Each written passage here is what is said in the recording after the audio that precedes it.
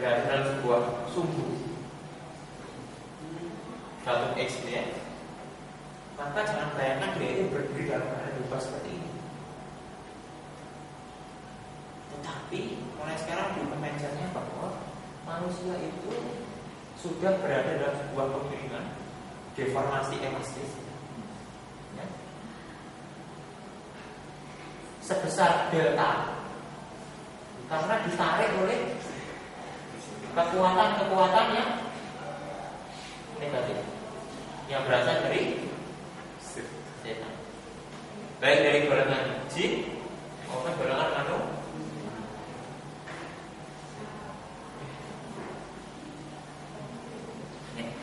Jadi jangan kita itu melihat pribadi kita sebagai seorang yang aman dari sebuah godaan, dari sebuah jeratan, sehingga kita bebas, wah saya aman kok, saya bebas kemana-mana. Enggak seperti itu.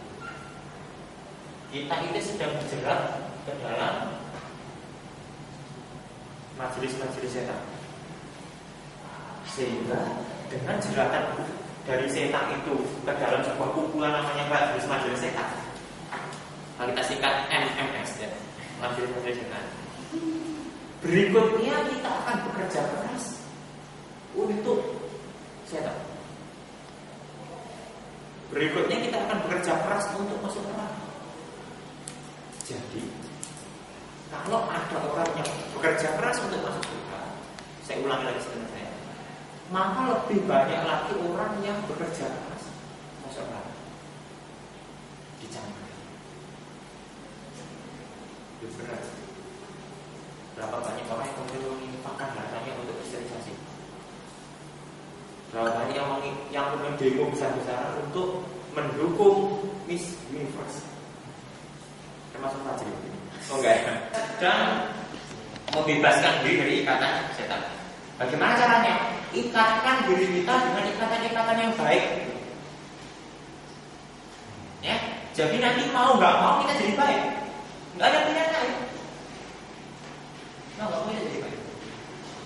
Bisa sama kayak dosen ya, sama kayak dosen. Dosen itu mau nggak mau harus kelihatan pintar. Walaupun sebenarnya juga pintar aja. Maksudnya walaupun sebenarnya juga nggak terlalu menguasai. Coba kalau tanya itu, kamu tadi dosennya masih muda ya. Itu kalau menjelaskan kadang-kadang kasihan ya. Maksudnya kasihan di sini. Tanya gitu kan? Tanya. Penjelasannya itu kemana-mana gitu. Intinya apa? Nggak jawab.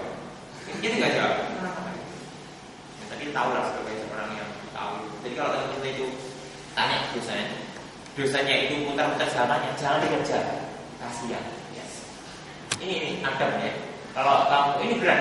Kalau kamu itu tahu dosen itu menjelaskan, kamu tanya kok jadi putar-putar, jangan dikerja. Kasihan. Berarti kamunya nggak apa-apa. Nah, tetapi mau nggak mau dosen itu harus kelihatan pintar, kan? Setelah kamu tanya itu dosen harus pasti nyari jawabannya. Sama dengan kita. Mau nggak mau kita harus jadi baik. Mau nggak mau sebelum kita menyuruh teman-teman kita untuk sholat tahajud, kita harus tahu duluan. Mau nggak mau? Oke, turunnya dapat. Kita kembali ke menaklukkan manusia. Oke, tadi ya. Kita menciptakan momen terbaik kita selama 5 menit pertama, dan kemudian kita mengambil kisah secara waras. Nah, bagaimana kemudian kita itu bisa meraih keuntungan instan dalam setiap hubungan? Maksudnya, ya kalau kita punya mimpi itu bagaimana kita bisa meraih keuntungan instan dari dia? Manfaatkan itu. Nah, ini ya. Jangan mudah ditaklukkan.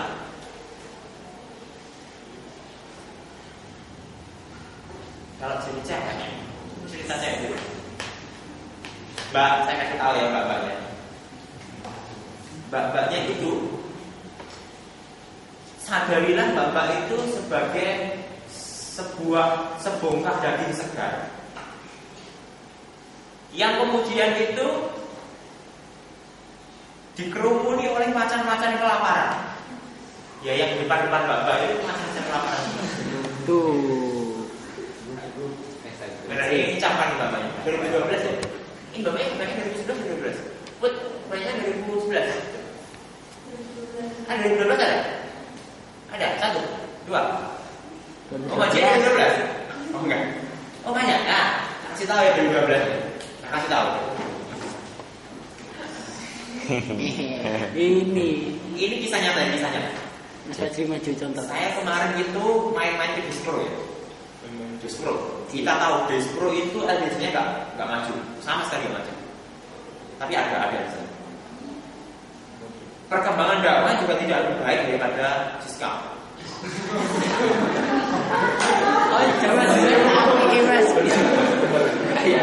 Dan juga tidak lebih baik daripada kata-kata. Tetapi ya lebih baik daripada Cloud tadi Pak. Enggak. Berarti Cloud parah aja. Tidak baik sama sekali. Tetapi ketika saya main dengan kebetulan waktu itu ada sidang mengumpulkan mahasiswa baru bersama perwakilan Dewan Pertimbangan Mahasiswa atau apa itu menyidang SC yang pacaran sama mabanya. Ini benar. Saya bohong. Gus. Yang pertama itu, yang kedua menyidang K5 yang pacaran sama mabanya. Aduh Mas Fajri rek. Masa makane men ada di kayak gitu. Ini benar. Saya sampai tertegun di situ. Sampai tertegun. Kok keren gini ya? Saya benar-benar. Pacaran di sidang apa? Musma ini musyawarah mahasiswa di depan mabuk-mabuk. Jadi kalimat ditaruh ini disuruh mengakui kesalahannya. Ini apa mau? Nah biasanya kan ini cewek-cewek yang baru-baru ini kan lihat seniornya gitu, lihat seniornya jadi asdos gitu kan. Apalagi seniornya lagi untuk kece gitu kan. Gitu kan. Ya. Apalagi cewek-cewek yang boleh ditaklukkan itu jadi nggak ada harganya. Ya, saya kasih tahu. Cowok itu paling merasa bangga ketika dia itu mampu menaklukkan perempuan. Itu bangga banget. Jadi kalau ada Fajri gitu ya. Contoh. Itu masih perhatian dikit sama cewek itu rumahnya kelompok. Wah, itu senang sekali dia. Bisa dinikahi. Itu tabiatnya cowok seperti itu. Enggak ada benar cowoknya. Ini bukan tabiat ya. Fitrah seperti itu. Ada juga kepemimpinan kan. Makanya dia harus disalurkan kepada perempuan yang lebih menerima kepemimpinan. Makanya ketika ditanya siapa yang disepakati? Ibumu. Ada berapa? Ibumu. Ada berapa? 3. Kan dia. Ibu yang pertama, ibu yang kedua, ibu yang bukan. Ya, jadi ini untuk baca dulu. Jangan meminta korban. Ya. Jangan gampang. Jadi kalau ada cowok yang sosok perhatian itu diencep saja. Diencep itu bahasa Jerman diencep. Itu apa diencep itu?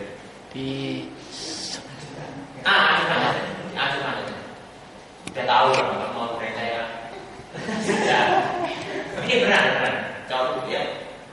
Nah, oke kita kembali bahwa untuk menjadi seorang yang dapat meraih hubungan hubungan yang instan itu jangan mudah ditaklukkan. Jangan gara-gara dikasih coklat satu itu sudah, masih baik ya. Jangan ditampakkan. Nah, kemudian ketika nanti perjalanan dengan meeting kita sudah ada, tolong hindari menjadi pribadi yang taken for granted. Ini masalah sekali buat mentor. Dan juga masalah sering adanya itu konsisten. Maka kita akan terjebak ke dalam sebuah konsep yang taken for granted. Jadi kita nggak dihargai. Contohnya kita punya ibu di rumah. Ketika kita masih SMA, masih tiap hari sama ibu, SD, SMP, masih tiap hari sama ibu itu, maka kita tidak menganggap penting ibu kita. Karena apa? Sudah pasti ada. Ya betul ya. Jadi kita SD gitu kan seolah-olah ibu di rumah itu enggak inilah, enggak spesial gitu ya, enggak spesial. Beda kalau ada tangan kita yang dari jauh datang ini harus kita hargai. Karena apa? Kita menganggap ibu kita akan for granted, selalu ada untuk kita. Ini mudah nggak? Mudah ya? Mudah ya? Tanya penting ya? Tak kayak bahasa Inggris sedih lah. Ya, tanya for granted ya. Jadi tanya for granted itu maksudnya kita selalu ada buat dia. Ini bisa dipermainkan ya. Ya ini masalah buat meter-meter. Nah, saya masih berpikir bagaimana caranya saya ini mau menghilang beberapa hari itu, beberapa saat itu sehingga meter-meter mencarikan masih di mana ya, kelihatan. Kan nggak pernah berhasil ya, nggak pernah berhasil. Jadi Sudah sampai nggak ada bersyukur ya orang-orang. Sampai enggak penting. Ya, saya terjebak dalam pribadi tentang meter. Selalu ada, jadi nggak penting gitu kan. Nggak tahu apa nanti kalau saya sudah pergi gitu ya, keluar negeri gitu ya, tiba-tiba sampai mana ya, saya menyesal dulu gak gini. Saya menyesal hanya bangsanya. Makanya kalian semuanya coba terangkan dulu yang kemudian. Nanti akan ada konflik. Nah, lalu berikutnya bagaimana agar siapapun memandang kita sebagai sebuah emas yang murni. Artinya apa? Kalau kita itu jalan-jalan di got, maksudnya jalan sampingnya got itu, ketika hati-hati di bawah, tiba-tiba di got yang airnya kotor sekali, kita melihat sebuah emas 24 karat 1 kilogram. Kira-kira kita mau ngadu ya? Pasti mau diambil. Walaupun tempatnya di ujung samudra sekali, lautan akan diseberangi, gunung tinggi didaki, lembah turuni, jurang melalui. Karena apa? Kita menjadi sebuah pribadi yang emas. Maka kalau peribahasanya buat teman-teman cewek itu katanya, jadilah bunga di tepi jurang, jangan jadi bunga di jalan. Ya. Karena kalau bunga di tepi jalan itu ya dimakan wedhus ya. Ini dimakan wedhus ya kadang-kadang. Apa sedikit kena asap dan sebagainya. Itu kalau bunga di tepi jurang, wes untuk mengambilnya perlu pengorbanan ya. Ya kalau mau jemput di sini. Asik. Kalau mau. Tapi saya beri ya. Sekarang jumlah iman sama apa itu jauh saya beri. Ya udah. Enggak. Ya. Harga dan ketersediaan. Ini maksudnya. Untuk menjadi seorang pribadi yang emas, maka jadilah sebuah pribadi yang unik yang tidak pernah ditemukan oleh orang lain. Coba kalau ada kura-kura seperti itu, nah, kira-kira di daerah berapa dia akan dibeli orang kerja. Kalau ada mobil seperti ini mobil apa namanya? Gak tahu. Ini namanya Gokar ya. Bukannya namanya mobil lama sih. Kombinasi sama limousine, kombinasi sama mobil jeep depannya ini, kombinasi sama belakang-belakang trailer. Tanker. Nyasar tuh. Nah, untuk menjadi itu maka jadilah pribadi yang tidak banyak tersedia.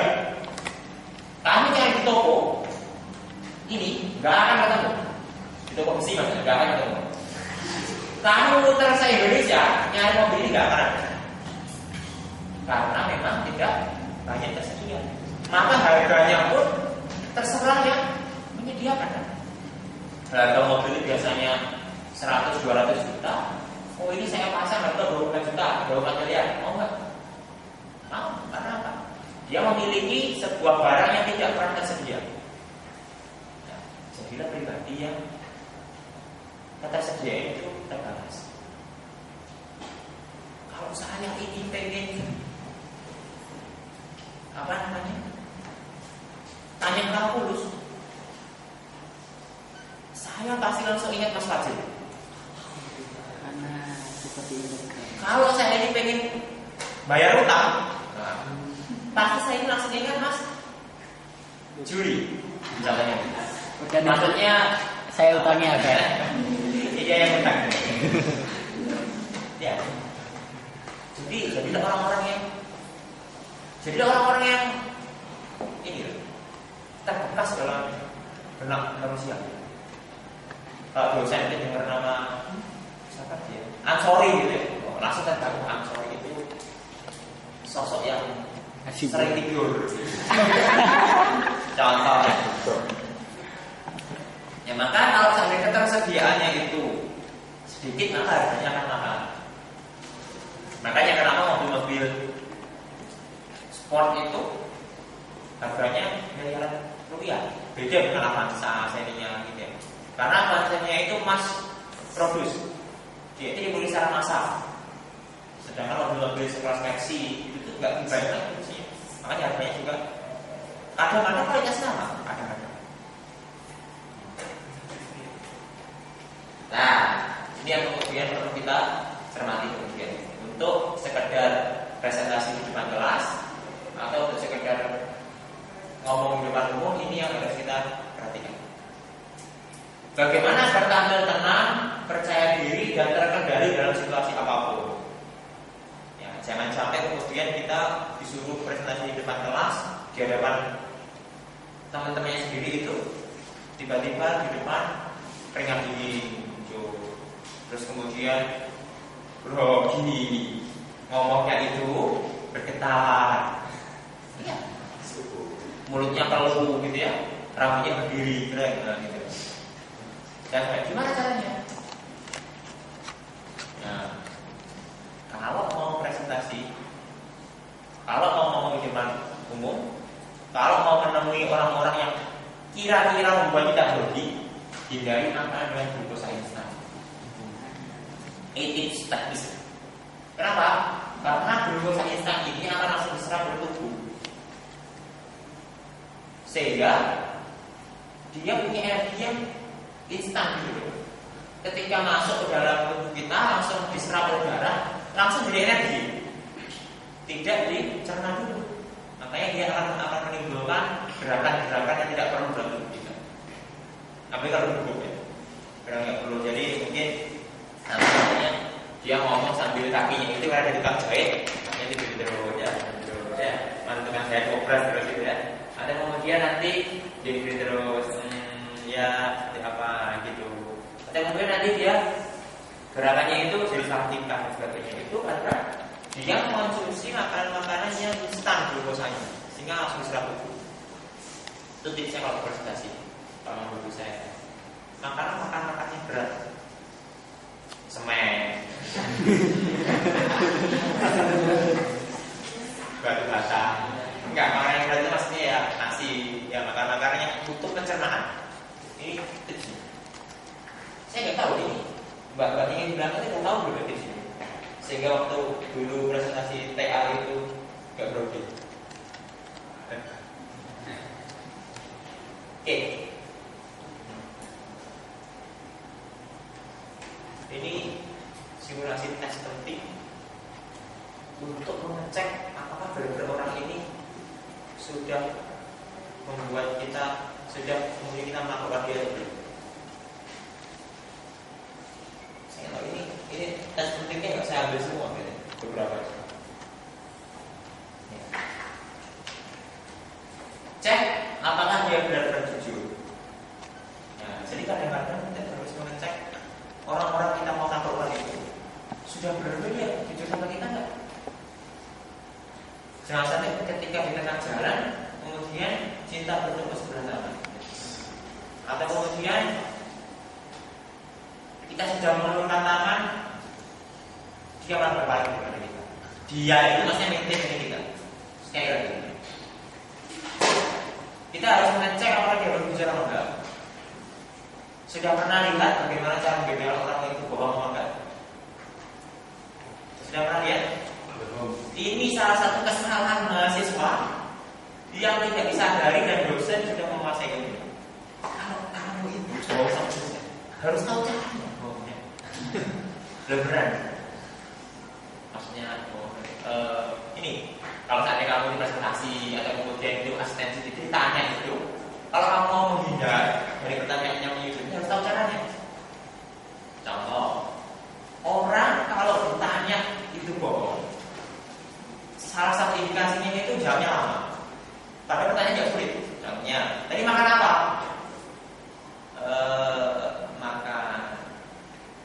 Makannya itu kanan kiri gitu. Dia sudah berbohong. Itu aja. Tadi makan apa? 1, 2, 3 bohong. Ya, cukup 1, 2, 3 bohong.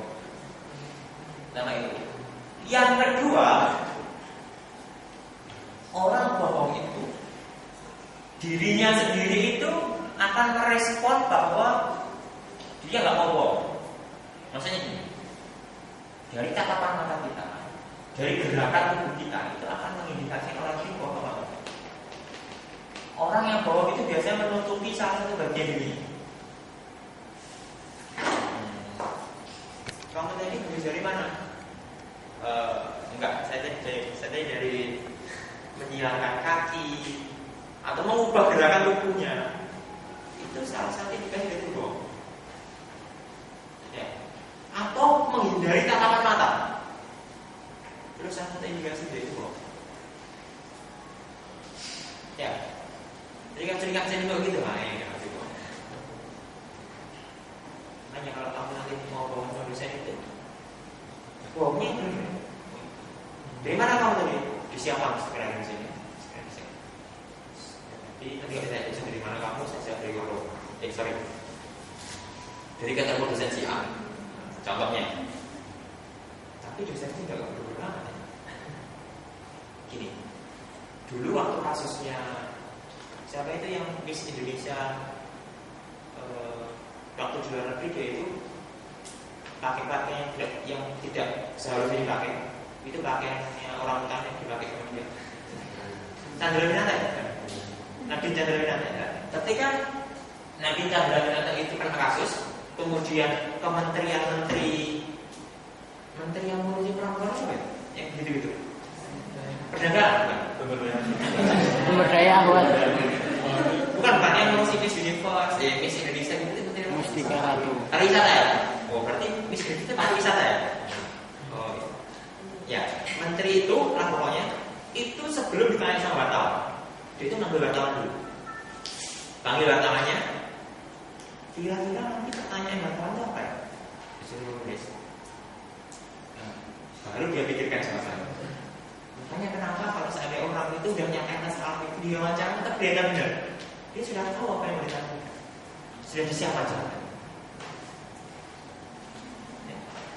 Itu kenapa kemudian kelihatan politikus itu pintar-pintar gitu ya? Aslinya enggak, dia sudah tahu dan menyiapkan semuanya. Gitu ya. Jadi cek apa dia belum sudah tidak dengan beberapa instrumen saja. Nah, salah satu ya. Banyak sebenarnya ada 16 penting, tapi saya cuma ambil beberapa. Nah, kemudian bagaimana sebagai seorang mentor kita itu menyaksikan sebuah materi agar siapapun itu bisa mengikuti saran kita. Saran kita. Ya. Ada tiga konsep, yaitu emosi, strategi, dan konsekuensi. Ya. Jadi, boleh, kamu lari. Tak pikir gitu. Ya, untuk menciptakan sebuah cara yang meyakinkan itu, ya, yang pertama libatkan emosi kita. Ya. Orang yang menyampaikan sebuah statement dengan emosinya bermain itu lebih kelihatan bisa dipercaya. Perhatikan, ya, contoh. Itu kan saya pakai emosi. Jadi kalau kita mau melihat seseorang itu, contohnya ada seorang materi, dia itu menjelaskan masalah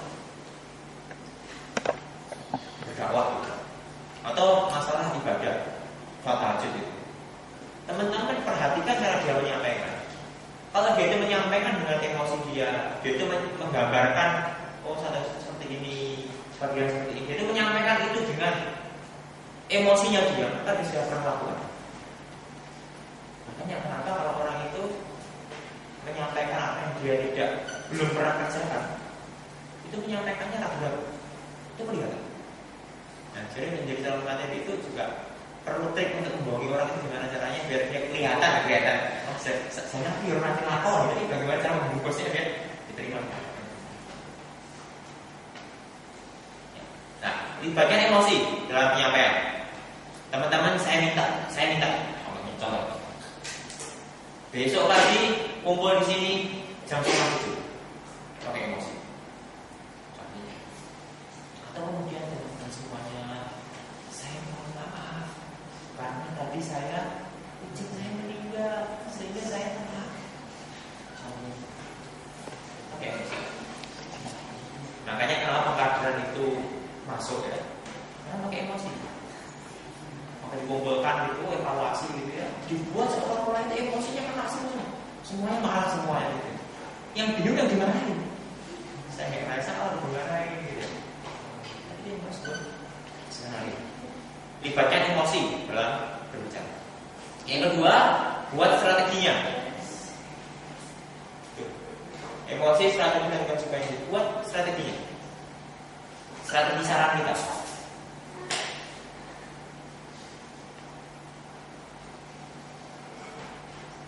Kalau teman-teman melihat penjelasan saya mengenai emosi, strategi dan konsekuensi ini akan bulat gitu, teman bisa tebak, wah masih lagi lupa sama materinya. Jadi dia detik. Dan saya akui saya mau lupa dari poin ini. Makanya karena saya lupa kita skip aja. Emosi, strategi dan konsekuensi skip. Nah, ini yang penting juga. Bagaimana cara menghadapi pertanyaan-pertanyaan bodoh? Ini banyak mentor-mentor itu yang kemudian menolak untuk jadi pembicara, menolak untuk jadi mentor itu karena nanti kalau ceritanya nggak bisa gimana. Padahal seorang paling hebat di muka bumi ini Rasulullah pernah nggak ditanya nggak bisa? Pernah nggak ditanya nggak? Pernah Rasul ditanya nggak bisa? Nggak pernah? Nggak tahu. Akhirnya pernah. Ditanya Rasul, ditanya kalau seorang Rasul, ya Rasulullah bagaimana ini. Rasul jawab, saya nggak bisa, saya belum tahu tahunya. Baru berikutnya nanti datang wahyu. Atau suatu saat ketika itu Rasulullah didatangi oleh seseorang yang bersih mukanya, pakaiannya bersih, datang kepada Rasulullah. Ya Rasulullah, apa ini? Jawab Rasul gimana? Yang ditanya tidak lebih tahu dari yang bertanya. Ini kejujuran. Tapi di sini materi ini bukan menghadapi pertanyaan yang benar, tapi bagaimana ketika kita menghadapi mente-mente yang usil. Jadi pertanyaan itu aneh-aneh. Tidak ingin bertanya, tapi pertanyaannya dibuat-buat seolah-olah untuk memojokkan kita. Kita sadari. Ada sebuah kata-kata hipnotis untuk menangkal pertanyaan-pertanyaan bodoh. Paham ya pertanyaan bodoh itu saya paham ya. Jadi dia sebenarnya nggak pengen tahu jawabannya, pengen tes saja.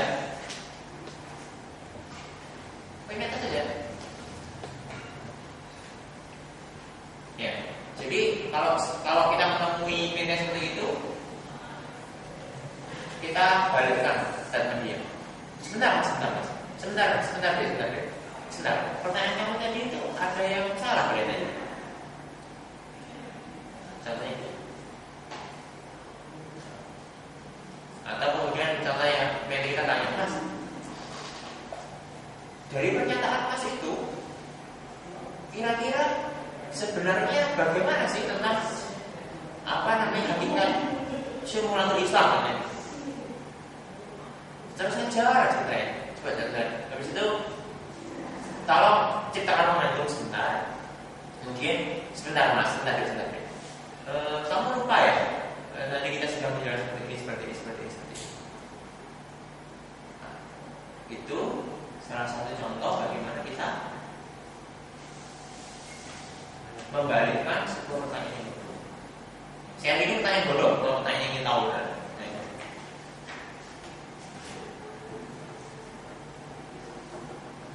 Atau juga ketika membalik pertanyaan bodoh itu buat momentum sebentar untuk kita berpikir. Ya. Caranya ini. Sebentar. Ada yang lupakan tidak tanya. Coba diulangi pertanyaannya. Itu sampai jawab lagi kita mikir tentang jawabannya. Kalau nggak tahu, sebentar deh. Diulang lagi deh. Mikir lagi. Kalau nggak tahu, sebentar. Ulang aja.